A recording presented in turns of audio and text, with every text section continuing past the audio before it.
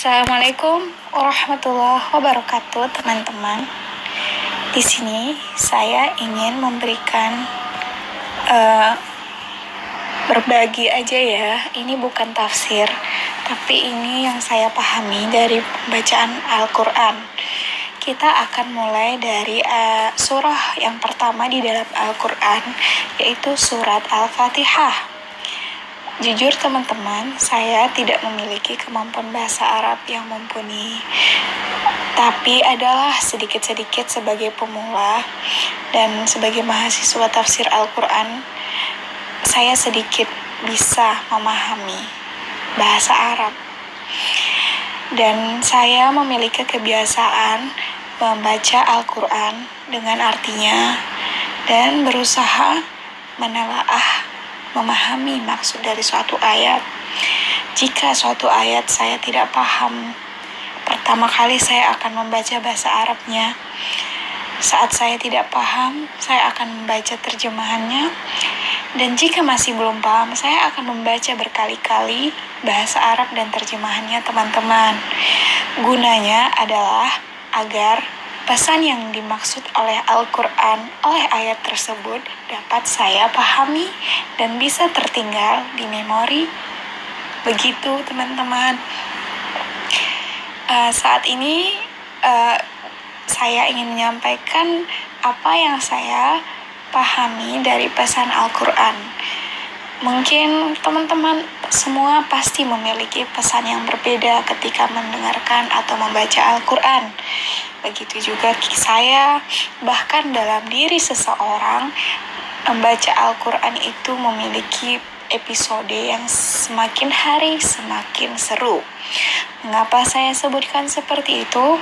Karena saat kita pertama kali membaca Al-Quran, kita belum begitu kenal.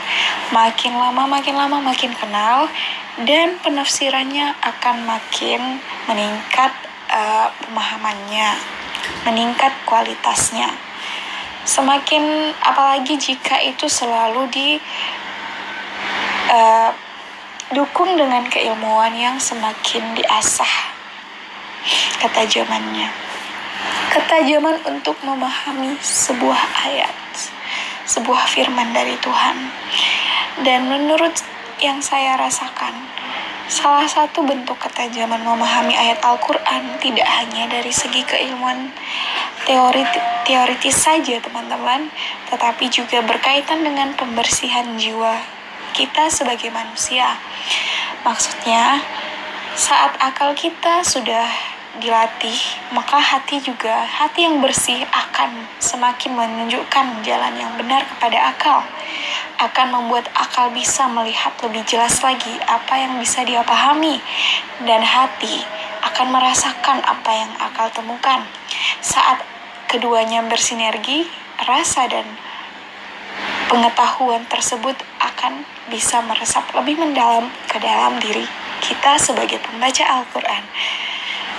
Oke teman-teman, itu adalah pembukaan dari saya. Saya akan lanjutkan kepada ayatnya langsung ya, kepada surah Al-Fatihah. Pertama kita membahas nama surah ini adalah surah Al-Fatihah. Kalau kita baca semua di Al-Quran, artinya adalah pembukaan atau pendahuluan pembuka ya. Ini menunjukkan bahwasanya surah ini adalah pintu, bisa katakan seperti pintu dari sebuah rumah. Dalam artian saat kita membuka Al-Quran, maka yang kita temukan dahulu adalah Al-Fatihah. Bisa jadi sebuah pintu menunjukkan isi dalam rumah tersebut. Misalnya rumah yang kuat, maka memiliki pintu yang kuat.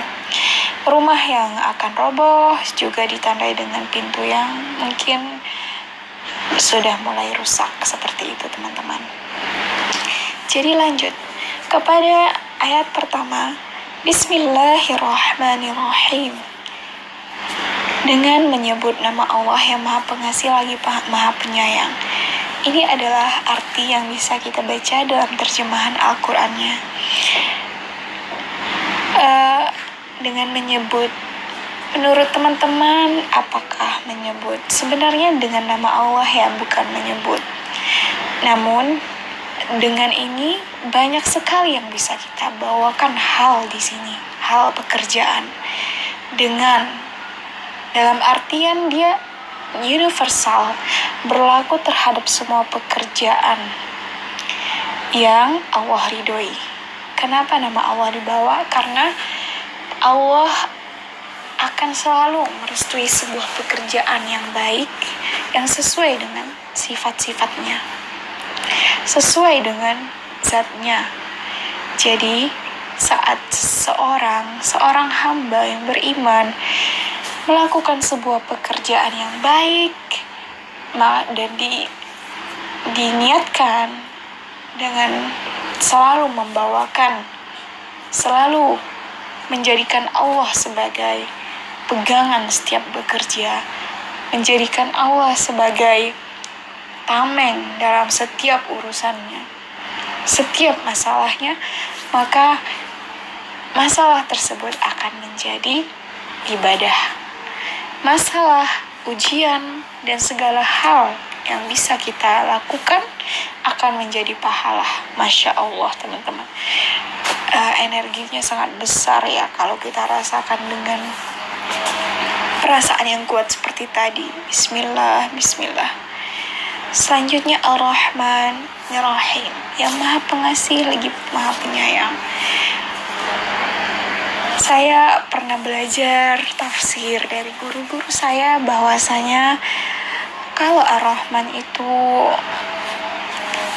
kasih sayang Allah itu berlaku untuk semua makhluknya. Namun Ar-Rahim dikhususkan kepada orang-orang yang beriman atau makhluknya yang terpilih, saudara-saudaraku sekalian.